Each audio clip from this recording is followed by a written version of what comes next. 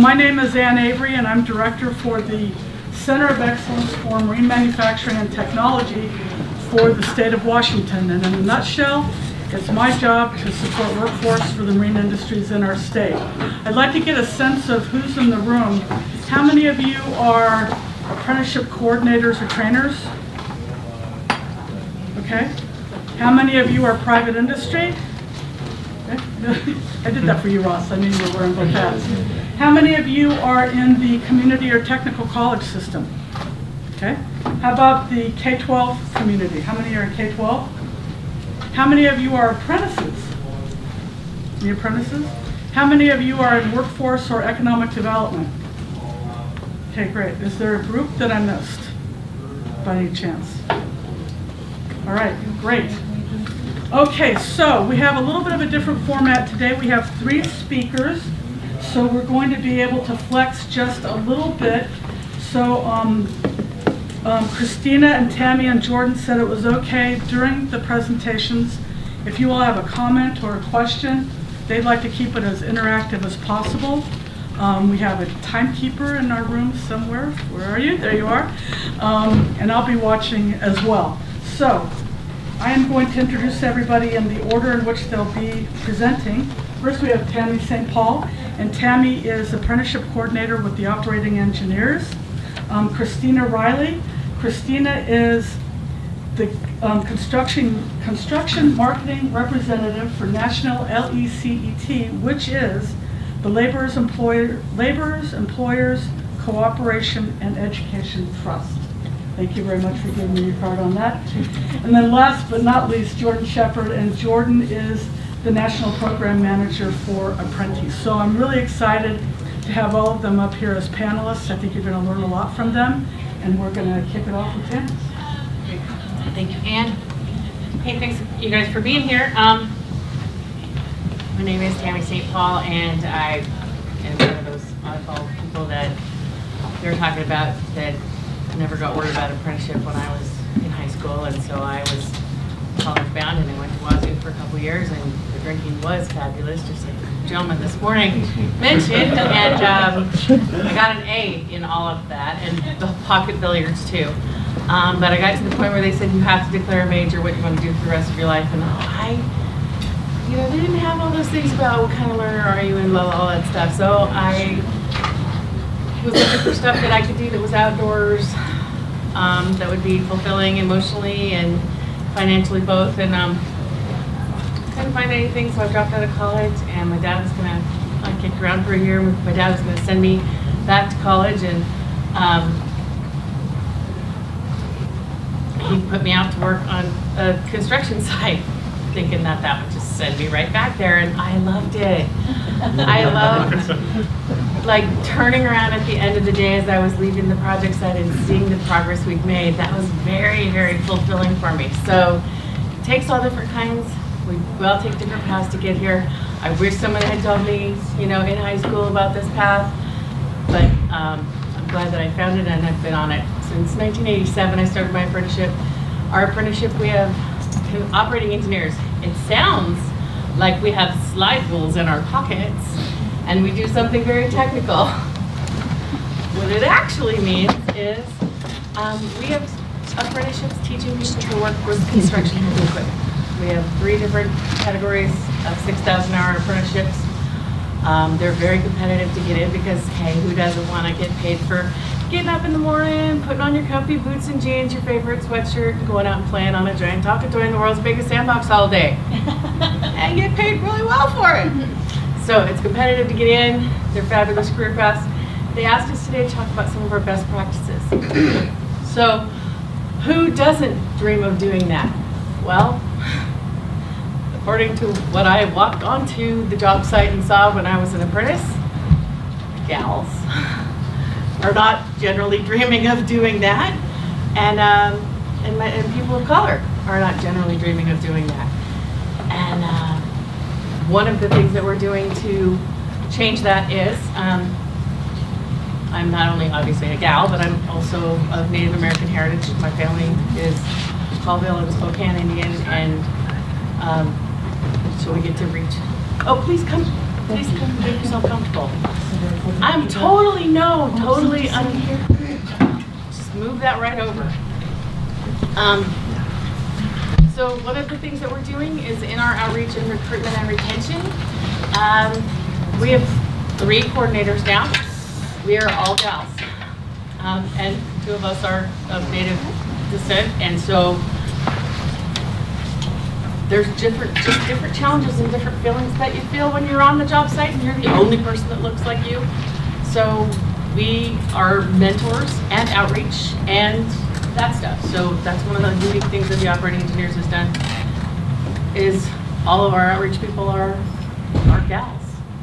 And let me tell you, when we're doing the interviews and all those kids from high school that walk in, they go, why are there 3 gals interviewing me? Am I in the right place? But, yes. Did you say that you're a mentor too? We do. A part of our job is to teach them the culture and expectations of the industry. So when they call in, they go, somebody asked me to go into this ditch. Is that okay? Or I'm having trouble getting there. The contractor calls and says, we had to let Joey go because he called in sick for the 3rd time this week, or he didn't call in sick when he was, whatever their issues are that they're not understanding. That's part of our job. Our phones are on 24 hours a day, 7 days a week, 365 days a year. And the very, very newest people in the industry have at least one of us that they can talk to if they're having challenges or things, and we encourage them completely. It's like, hey, you know what? Phone's on all the time, man.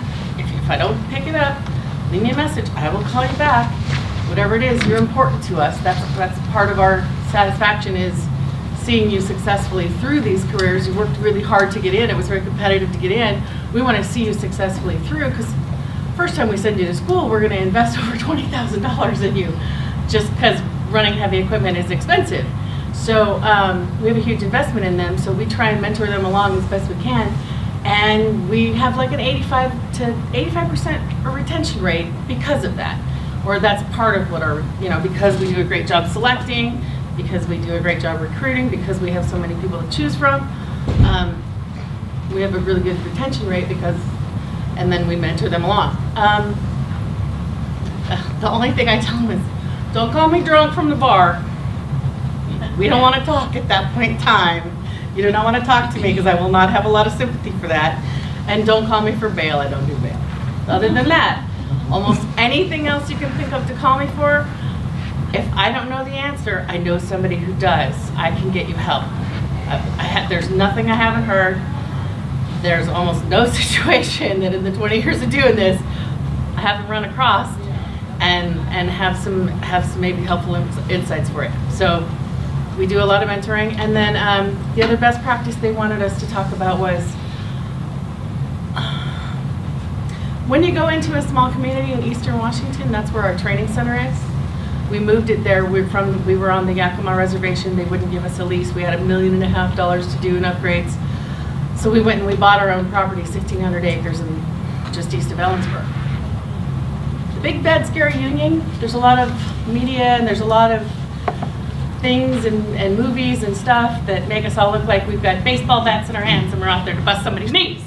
And we're just not that scary. So one of the things we did for community was we partner with our community a lot in kid tests. We participate in, because we have students coming over to the training center from all different places, we participate in their coat drives and their toy drives and all that kind of stuff there. The other thing we do is they had a grant available to them for a very small amount of money for city beautification. They were able to apply for this city beautification grant, and they could put in maybe a couple of planter boxes or maybe an island with some planters and something in it. Or it really wasn't enough money to do anything fabulous with, but because we had the training center, right down the road a few miles, and we have people, I don't know, how many of you would like to live next door to somebody who had a dozer and a backhoe and a loader? I'm sure if you have any property at all, you could think of things we could do for you. That's how we are with the city. They took that little tiny bit of money that they got in their grant. It wasn't enough to actually pave their streets or do anything fabulous, but it was enough to buy a mix, to buy hot mix, so that we could pave their streets for them. And that's what we did. And it's a fabulous relationship we've established with them. They have gotten it's a fabulous opportunity for our apprentices to go out and work with actual hot mix and get some amazing training opportunities and do the actual, like, it's real. It's not like you're doing a simulated exercise in the dirt. We're out here doing some real cool stuff. And again, you get to turn around at the end of the day and see what you did. And it's very satisfying. And it gives them tremendous confidence. And it also gave the city of Unitas some beautiful streets. So looking for ways to partner with our communities so that we're not a big scary union or those people over there that we don't know what they do and whatever. It's one of our best practices. Enjoying. Do you have any questions? I really don't have another way to wrap that up then. Thank you for your time.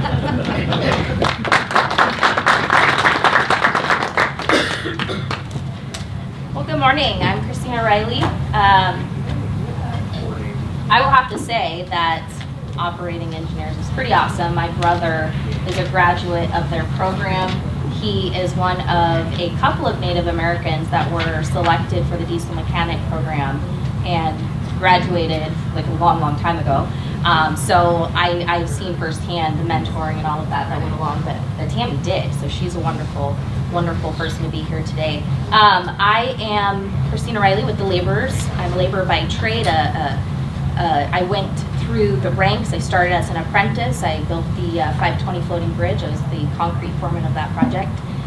But I also was an apprenticeship coordinator, and so apprenticeship is very, very close to my heart because where I've managed to get today was because of my apprenticeship. And I was a student that didn't have really great parenting, and so I moved out on my own to try to be successful, and that was challenging. And so I worked in food and beverage, and I just stumbled upon apprenticeship, and by 22, I purchased a home, which is pretty cool because neither one of my parents had ever done that, right? So apprenticeship is amazing. And were there challenges? You bet. My first contractor offered me a pink hard hat, and I didn't want it because I didn't understand why I needed a different one, right? And that was over a decade ago, and I would have to say that the culture has shifted.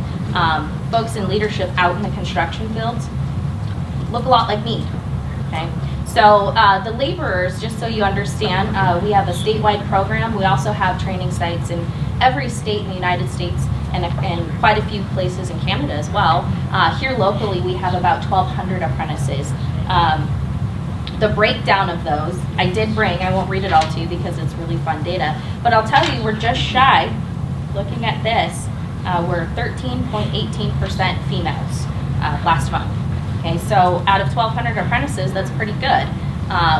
The reason is, just like my sister here said, is we put the best people in the job that they deserve.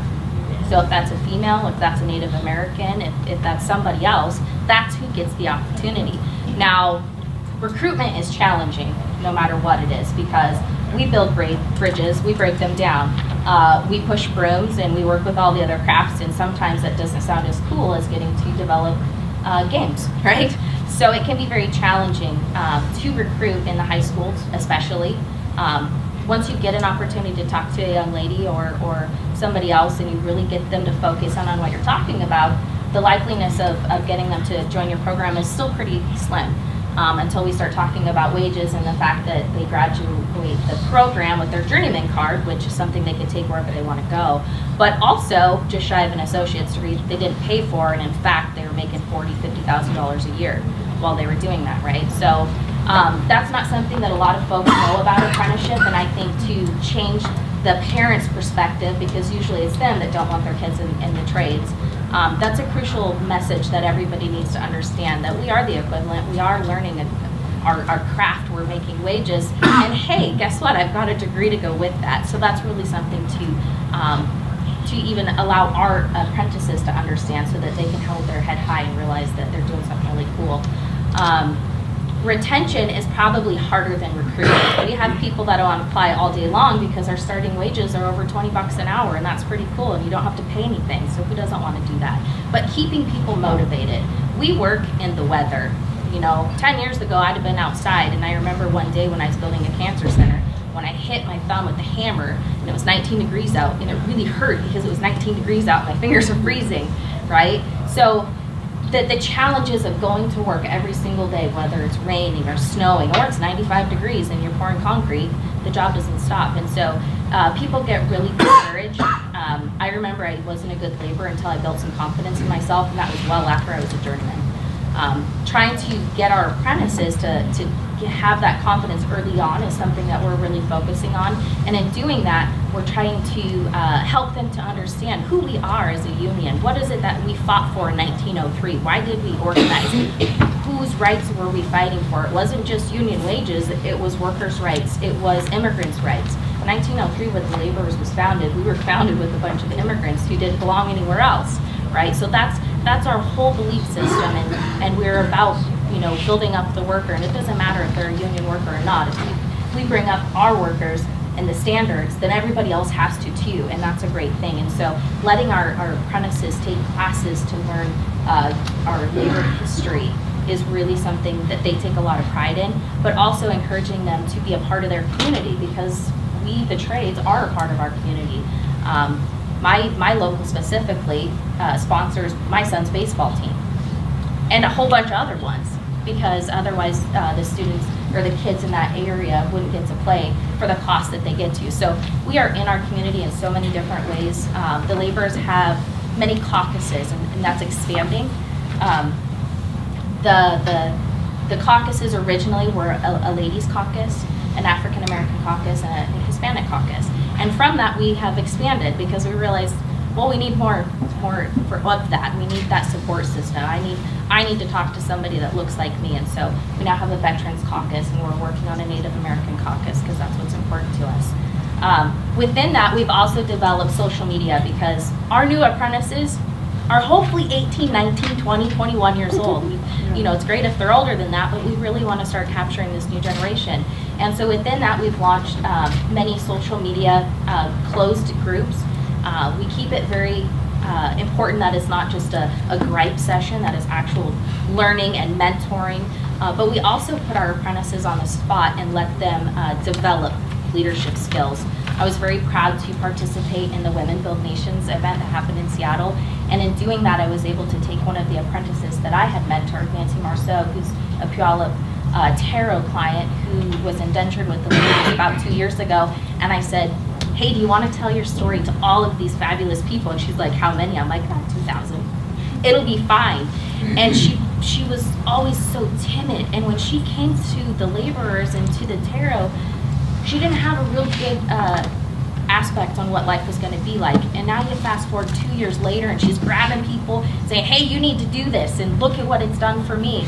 And yeah, she spoke to all of you people that were there, and now she's going to be on a billboard, and she's telling her story because she wants other people to understand that, this has taken her from a lifestyle that wasn't what she wanted for herself, and now it's pushing her to something else. So we really encourage our apprentices and our membership to step into roles that maybe before our union leadership did, because it's not about us, it's about our membership. And so we're really trying to change that and let our members stand up, and they're doing great.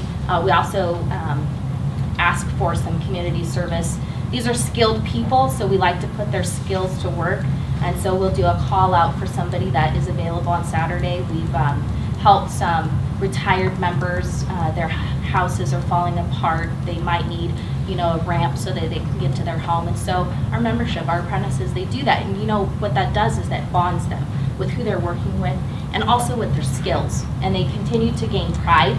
And if you are proud of what you do and you like what you do, you will be successful. And so mentoring, I think for the trades has really not been a forefront thought until about the last 10 years. It's not been a real focus, and probably, honestly, not until the last 5 years, how we sat down and thought, how are we going to keep these people? because it is important. Before, it was there's so many people coming in, didn't matter. But now we need them to come in and stay in because we really need them and we want them. And you know, our apprenticeship programs are all set up very similarly. For us, we put about $40,000 worth of training into each apprentice. And so you can imagine, yeah, we want the cream of the crop, but we want longevity. And it doesn't cost them other than their union dues, which are very low, you know, any money. So it's a really good system. It's a model that, you know, as apprenticeship expands, hopefully the new apprenticeship programs will model our trust labor management ways that we have been going. The Laborers has been a registered program in Washington State since 1983. So if we can sustain that, I think these new programs can as well. So I think that just to close, I think the only thing that I would recommend if you have a program or going to push somebody into a program is figuring out a way to really showcase what we do as the trades, to take away the barriers of I don't want to work hard, I don't want to be dirty, I don't want to have to travel, all of those things. We have really good careers and good career pathways. I did not graduate high school and I work for my international. So there's pathways, right? So that's important. Doesn't matter if we're talking about re-entry folks or if we're talking about people that live on the coast and there's no, you know, economic development going on right now. There's opportunities and there's a way to get people really focused and to be successful. So any questions? Yes. So how do you support or provide a safety net for those individuals, let's say that have just a moment in time where something goes south, let's say their daycare? Right. And So do you offer any type of services or safety net for those? we don't, because as a trust, an ERISA trust, we have certain laws as to what we can do with our money. So our best asset that we have is the community. And so we have partners all throughout the community. We work with the Urban League out of Seattle. We work with the NEW, and we are always looking for folks. Even the Washington State DOT will help get a gas card to an apprentice that can't afford to get to a job site. So there's things, you know, we're out there with the policymakers saying, hey, we need to make childcare affordable. We need to expand the hours, all of those things. I worked in the field and had 2 young children, and trying to drive from Chehalis to Tacoma, do an 8 to 10 hour day and then get back and not get CPS called on me. That's a challenge. It's a real challenge. And so we offer, you know, every apprentice and journey worker, they have our phone number. And she said it, you know, I've had apprentices go through divorce and want to commit suicide. They're fighting for their children, or they got a DUI, or whatever it is. We are here to support them, find the resources for them, and if nothing else, put their apprenticeship in a hold so that they can take care of life and then come right back when they're ready. You can. The state regulates what we can and cannot do, but yeah, absolutely. We're allowed a 6-month gap, and we will use it if we need to. We've had apprentices say, you know, I'm not sure this is for me. I want to go try this, but I don't want to lose anything. You know, can I take a 2-month personal leave and get back to you? And we can do that because we're putting $30,000, $40,000 into them. It's worth it for us to let them go try out being a security guard and come back, right? He did it. So, I mean, you know, they do that. So we can't pay for childcare. We can't pay for gas. We are not even allowed to give them a t-shirt. But that's what ERISA laws state. So we have to work within that. We wish we could do more, but that's why we do events and bring in partners. This March, I'm partnering with New Market Skills Center. I haven't got approval from my business manager yet, but it's okay. We are doing we've decided to do a diversity day for the schools that New Market services. So 26 school districts, we're sending out an invitation, and the first 40 girls that the counselors select will come to New Market. Lakeside Industries has offered a job site tour of their plant. We're also going to try and go to a job site there locally, but then we're going to reach out to some of our programs and ask them to come. We're going to get the girls a really fabulous adult lunch and let them talk to the people like me, the programs, the apprentices, and our employers. So that's just something that we want to do for our community to continue to diversify our workforce. So, Do you have a date for that? I'm a counselor at one of yes. those schools. I believe it's March 12th. Okay. But there will be a save the date coming out next week. It was just approved. through the school system Awesome. today. So Adam Shell's here. He's the construction Yeah. teacher, instructor, so. Yeah. Great. Anything else? All right, well, thank you.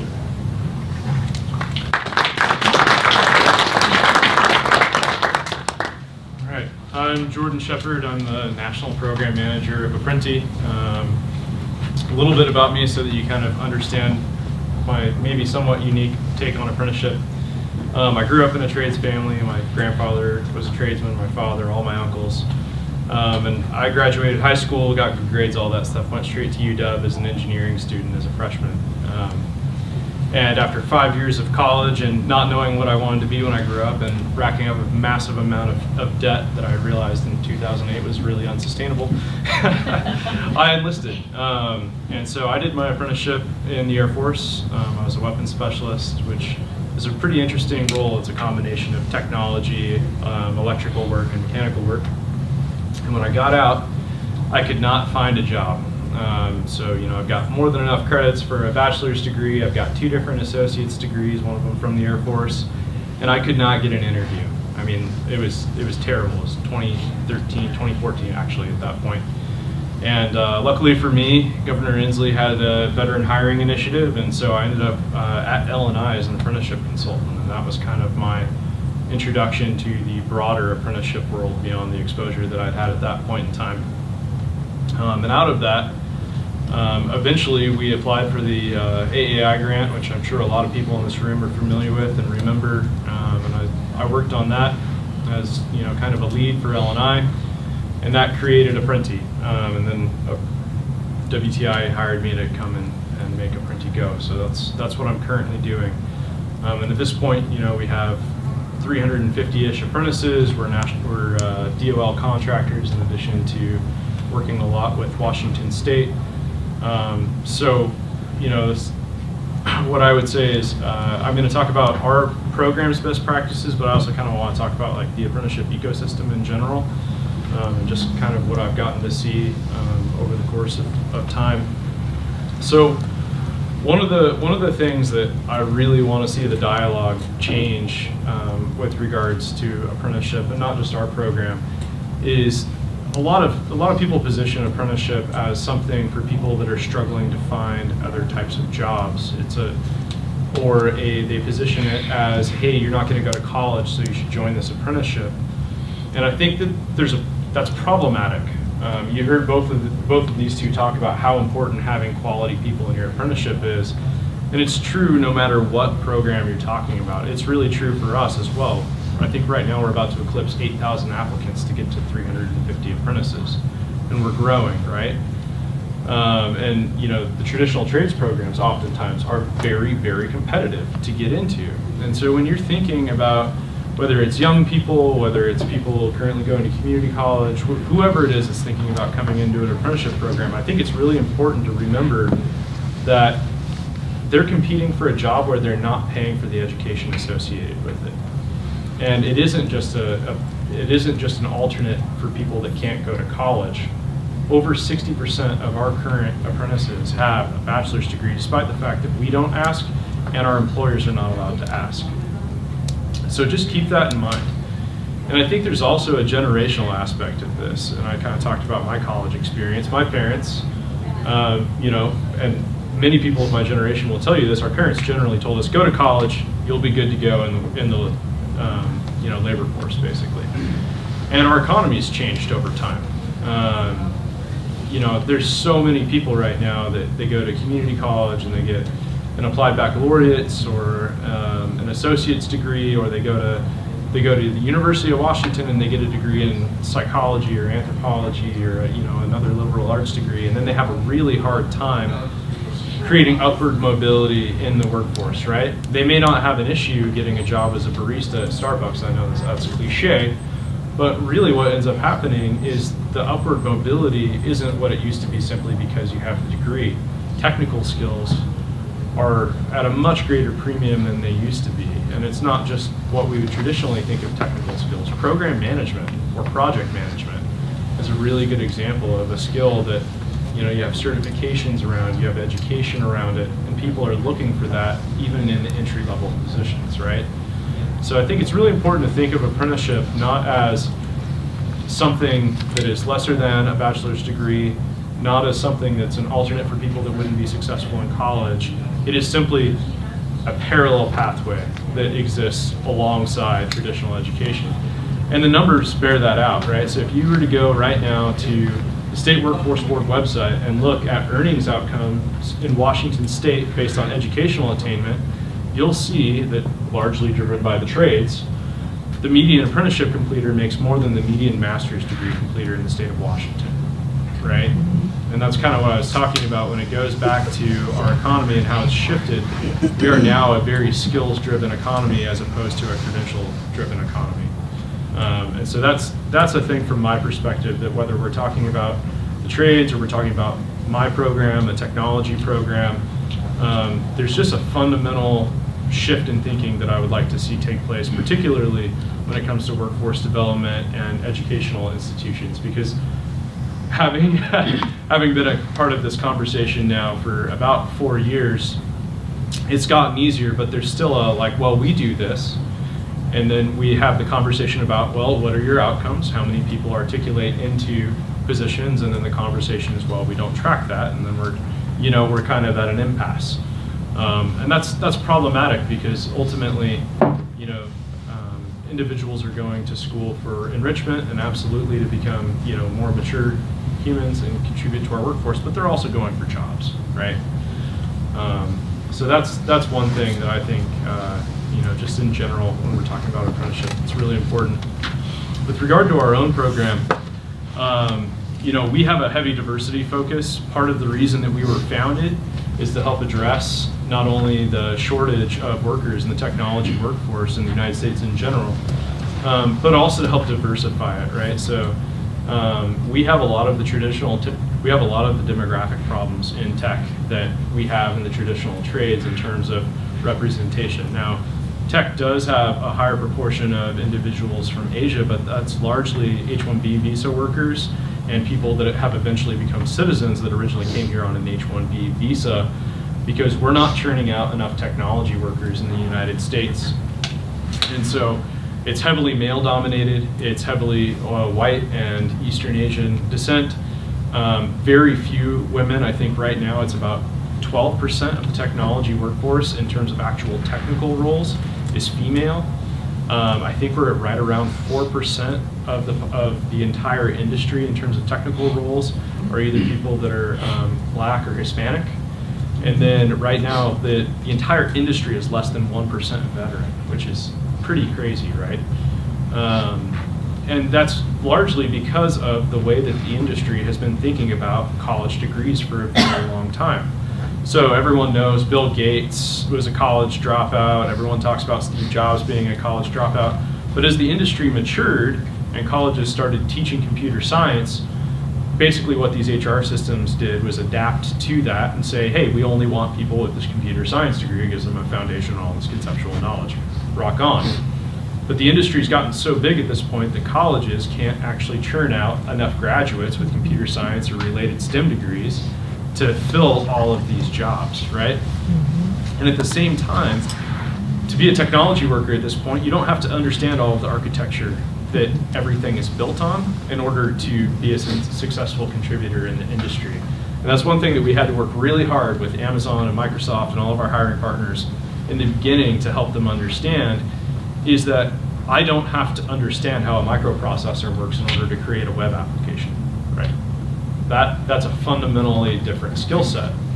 And because the industry's grown so much, requiring the people that create applications to understand how a microprocessor works on a very detailed level is not a reasonable expectation. And so that's kind of the foundation of our apprenticeship program. We have a very different model. We're 1 year in duration. We're employer hire for our selection process, so we do a whole bunch of screening of candidates up front.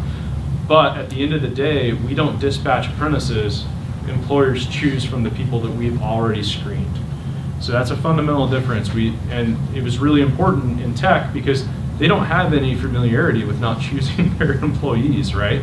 That's a totally different paradigm. And while contractors in traditional apprenticeship programs can absolutely send apprentices back, there's not really an interview that takes place in the beginning, right? They say, I want a step 3 apprentice for this job for however long, and that person shows up, and let's see if we can make it work, right? Tech was not going to, in general, I think a lot of white collar settings would not accept that paradigm. And so for us, we've created a central application point, which is our website and our organization. We do a ton of screening, make sure that all the people that go to interviews with companies we think are going to be successful in the tech industry, not only in terms of aptitude, but also in terms of their attitude, how professional are they, all those good, what we'll call soft skills, right? And then we send 2 individuals to interview for every position available to an apprentice with each of our employers. And that's a fundamental difference in terms of how we accomplish this. And of course, one of the other interesting byproducts is that only half of those people get selected most of the time, right? So individuals that perform well in the interview but are simply beat out by competition will have the opportunity to interview in the future for those positions.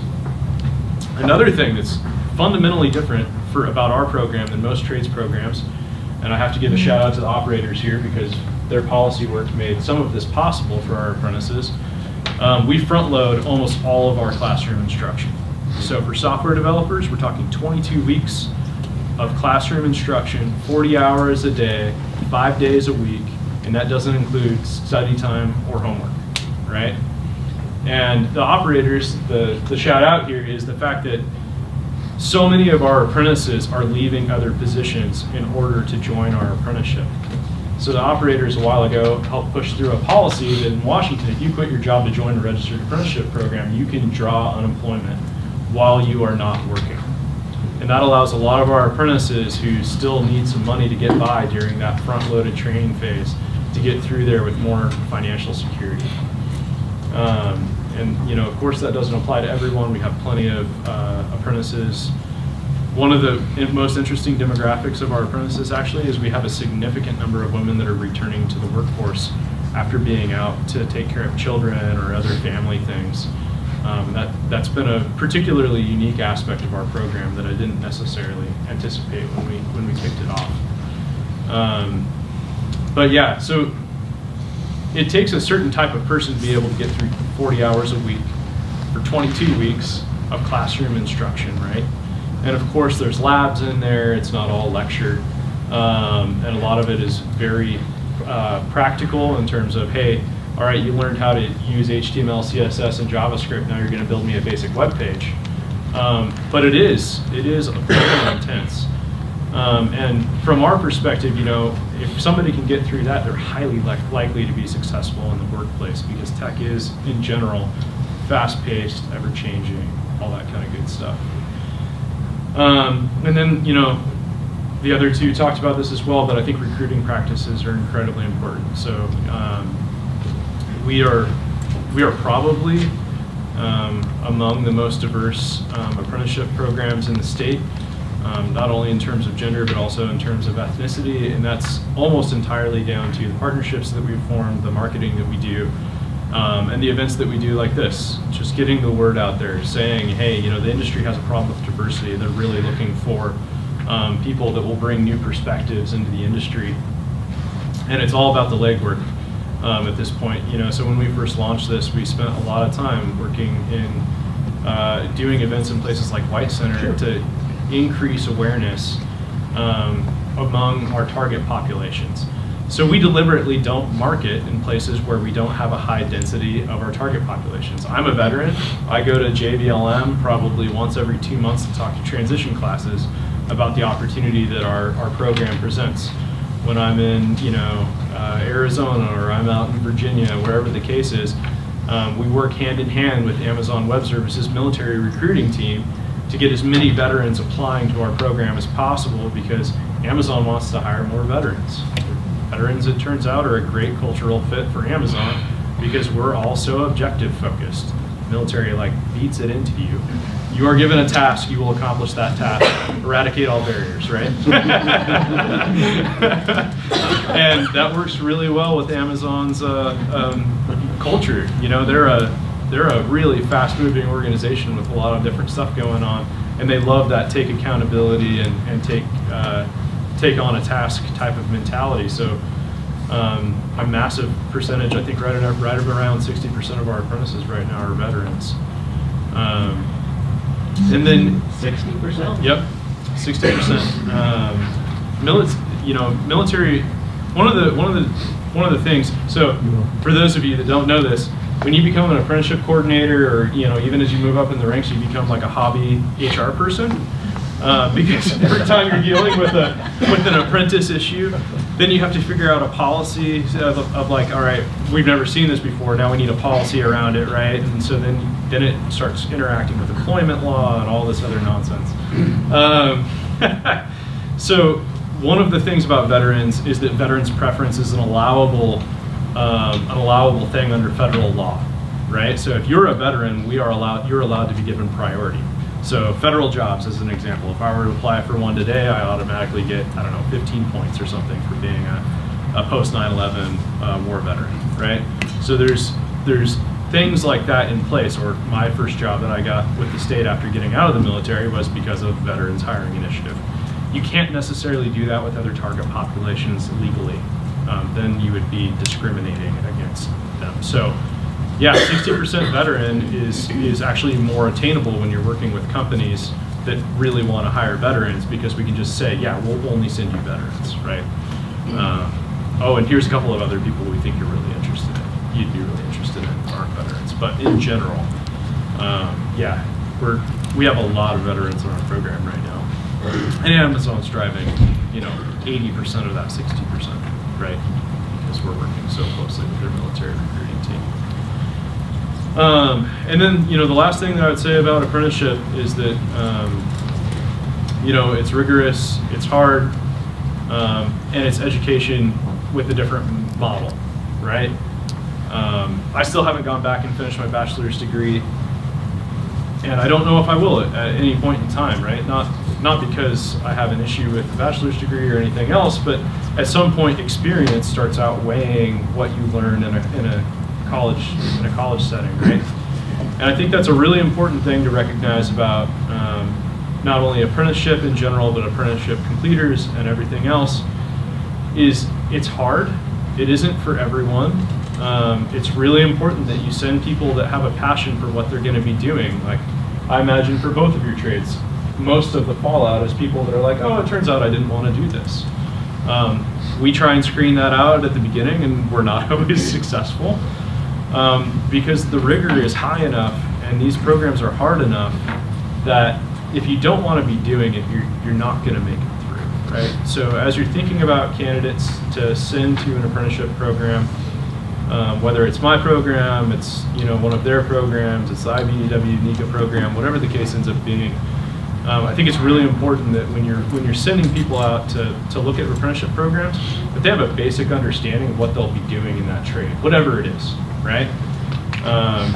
If you are afraid of electricity, you shouldn't be an electrician, right? If you're afraid of heights, there's a whole bunch of trades you shouldn't be working in. So I would just put that out there as it's really gratifying to see the conversation around apprenticeship right now, and how important it's become, not just here in Washington, but back in DC and other places. But I definitely want to make sure that we continue seeing high quality registered apprenticeship programs that have outcomes. I'm a staunch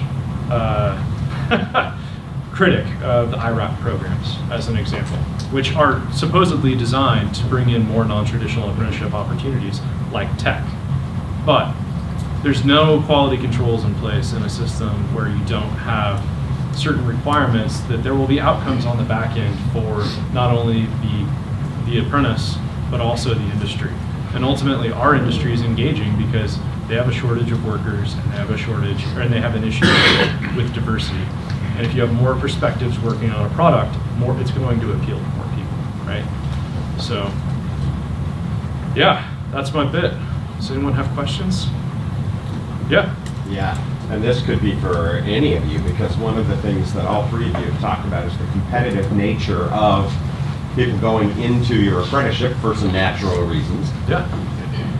And as I think about equity and I think about preparing individuals to be successful at getting into an apprenticeship program, it seems like pre-apprenticeship could be such an important piece that we haven't talked about, I know enough in our region in Eastern Washington, around making sure that, not just because I went to this specific school and they really had a great skills development piece in school, so those people have a leg up going into apprenticeship. What are your thoughts on that? I'm a firm believer in pre-apprenticeship. That was actually my career path step, or my step between traditional 4-year education, college, being a bum for a year. My dad throwing me to construction. My next step was, oh my gosh, I love this. This is awesome. This is financially and emotionally rewarding. What do I want to do for the rest of my life? And I went to the pre-apprenticeship program, the Apprenticeship in Non-Traditional Employment for Women, and was introduced to a bunch of different apprenticeship programs, and came out of there firmly convinced that running construction heavy equipment was my path, and with some great tools for getting in. And they videotaped an interview for me, and I discovered that I talk a lot with my hands, and that maybe that wasn't going to be a great thing in the interview. So I learned I wanted, just all kinds of valuable things. And now the apprenticeship, actually, some of the pre-apprenticeships will do trades rotation days where they go to the different trades and try them out. And that is actually one of our best practices that I forgot to mention earlier was the operating engineers has a 4-day tryout. We call it safety and orientation. It's a tryout. It's a job interview for 4 days. That's the third step in our selection process. One is the application packet. So, and we get between 1,200 and 2,000 a year. The easiest first cut I make is, did you follow my directions and turn in everything I asked you to turn in? And if not, that is my first and easiest cut, and honestly, that cuts me down to about 400. So 1,600 people tend to not really follow all the directions. Well, if you didn't follow the directions on my written application, you don't get to drive my $500,000 piece of equipment, because I don't trust that you're going to follow the directions then. And that could be a problem. So the competitive part, and then there's the test and interview, and the test is a standardized, can you do a little math? And it's for advisory purposes only. We changed that too. It's not a make or break thing. If you have math issues, but you've got everything else we want from you, you've got fabulous attitude and aptitude and work ethic and ability to follow instructions and all that stuff, but you suck at math, okay, we're going to bring you into the apprenticeship anyway. We're going to help you in the first year. You're going to either take an adult education class, or you're going to hire a tutor, because you're making a bunch of money. $27 an hour starting pay, plus $20 an hour benefits. You're going to hire a tutor. You're going to get your math scores up so you can take the best advantage of that $40,000 to $50,000 education we're offering you. So with that, and then the next phase is the 4-day tryout. You go over to our training center. Gives you a chance to try it out. You're going to run a forklift for a day. You're going to do some grade checking for a day. You're going to be a bulldozer for a day, or a crane, or a blade, or be part of a paving crew. I still talk with my hands. But you get a chance to try it out, and that's where our 85% success retention rate comes in. Is they know what they're getting into pretty good. There's still some, travel issues, and there's still some general out there in the culture issues, or the rain and the mud and the snow and the whatever else, or the seasonal nature of the issues. But they get a good chance to check it out when they're over there at the training center, and that's where a lot of the competitiveness comes in. Is we don't demand that you know how to run equipment. We demand that you have a great attitude and aptitude and work ethic, and be coachable and trainable, and we can work with the rest of it. Can I add one thing to that? So pre-apprenticeship has really evolved in Western Washington, and the coalition, I don't know what RPAC stands for, but Regional Pre-Apprenticeship Consortium. Okay, so these guys and gals meet once a month. It's the apprenticeship, it's community, it's the pre-apprenticeship, and basically if a pre-apprenticeship started to sink a little bit and their folks coming out, maybe attitude or skills or readiness, it's a conversation. It's, hey, you know, I have language in my apprenticeship standards that says that you may get direct entry or preferred entry, and you're not holding up your end of the bargain. And so it's a really good collaboration. We work together. The laborers partnered with the track program out of Purdy Prison a long time ago, and any gal that has gone through that program, they go through our 5-day, we call it Hell Week, and I've been through it, so I can say that, but it's also, it's an assessment, it's a Probably a physical. little more honest than safety and orientation. It's a physical assessment, it's a knowledge assessment, and so these ladies are doing that while they're in-house. Our instructor goes there, and so when they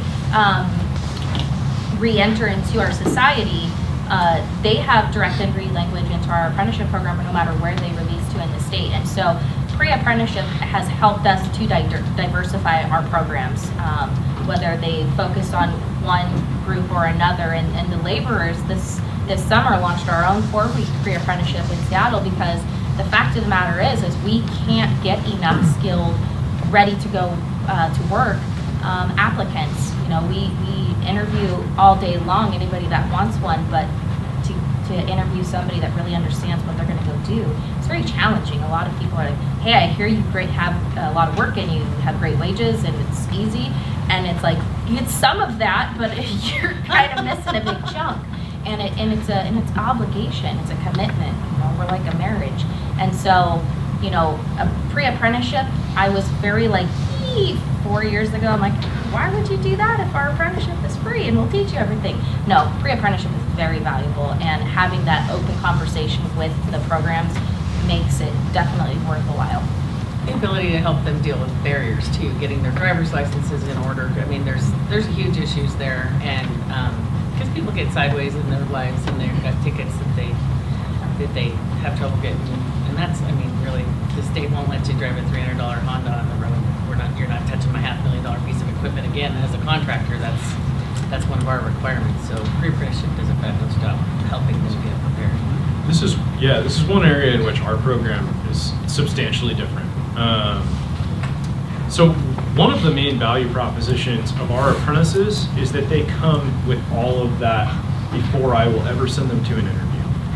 And I haven't seen an apprenticeship program yet or a pre-apprenticeship program yet that, aside from a handful of very, very talented, very mature young people, can teach somebody workplace norms, can teach them how to properly interact in a business setting. So the result has been that our only requirement is that you have a high school diploma or equivalent and you're at least 18 years of age, right? Those are really, and you can do the work of the trade, of course. But those are really the two main requirements in terms of age and education. And despite that, we've only had, I think, 3 teenage apprentices of those 350, and those were in smaller communities for one of our more junior positions. Because the tech industry is used to dealing with new college grads as their external hires, right? Either that or they poach them from another company, right? And so one of the things that the companies have really found value in our process, because it is so competitive, I'm pretty much our median apprentice. I'm actually a little bit on the older side now, but our median apprentice right now is between 26 and 35, has some college at the very least, and has had, they have work experience as a result, and they know how to interact in a workplace setting. So the pre-apprenticeships that we run right now are on base for people that are about to transition out of the military. And they have a job right now, all of the groups that we've run to this point, they have a job offer in hand from AWS or another employer before we let them into the pre-apprenticeship program. And so really that pre-apprenticeship that we run is in terms of delivery, the exact same as our actual registered apprenticeship program, but they can do it while they're still on active duty in the military if they get a release. So we did it last year at Joint Base Pearl Harbor out in Hawaii, which that was actually one of my more enjoyable business trips. There a couple times. But that was the first place that we did it, and I think in this coming year we're actually going to be doing it out in North Carolina at Fort Bragg as well. That's going to be to build out our kind of direct transition type of programs for people coming out of the military. But you know, I think for our program to have a pre-apprenticeship that really would move the needle, it would have to be centered around giving them workplace exposure. And I just don't know how that would work, right? We want people that have a passion for tech, but you don't really need to be able to do any of it when you walk in our door. We want to know that you fiddle with things, not that you actually know it. So, Jordan, right? Yeah. Jordan, I have a couple of questions for you. So back to your stats. Yeah. Of the 60% veterans, how many of those veterans are from a diverse background?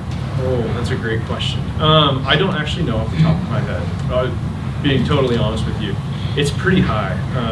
When I was in the military, it was the most diverse workplace I've ever worked in before or since, right? So was there a large number of women in that program? No, so that's the thing. The vast majority of our female apprentices are not veterans, because the military is like 10 to 15% female. I think that, and that's probably being generous. I see. And then my next question is, of those veterans that you place, how many of them leave the state of Washington for employment? So we operate all over the country at this Oh, you point. do? Okay. So my job title is National Program Manager, right?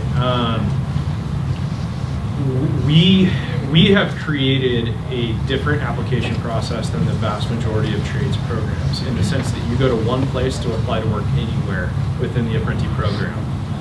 And then we basically have a checkbox system for which regions we operate in that you would like to be eligible for employment. So we've got like a greater DC area region, we've got a Baton Rouge region, we've got a Austin, Texas, and a Dallas, and a Hawaii, and so on and so forth. So if you were to go, and you can go check out our website, and if you want to take our assessment, you can do so. Please put test in your last name unless you actually want to be an apprentice. But you can kind of see how that works. So we don't give any preference based on whether or not you're relocating. And at least for the tech industry, that kind of mirrors the way in which that industry works, right? So yeah, we don't have a preference as to where it is that you're applying from or where you're currently domiciled. So my last question is, of the, you said you placed about half of the people that you recruit into your program. So what happens to the other half that don't make it into the companies that you've recommended? So it depends on at which point they don't make it through.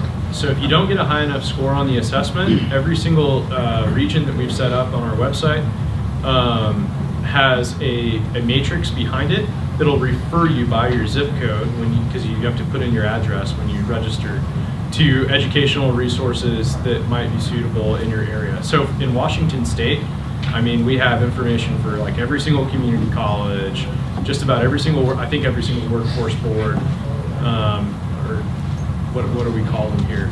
Work source centers. Sorry. Community-based organizations, whether that's United Way or others. So are those, I guess, maybe I'm misunderstanding, because Yeah. I was thinking that, these students complete the program, they go on these interviews. No. Okay. Everyone has a job offer in hand before they step foot in the classroom with our. And they're Yeah, going through the- we are not an education program and then we try and place people. We are a registered apprenticeship program in the sense that we do not educate anyone in our RSI that does not have a placement with a company in advance. Yeah. Thank you.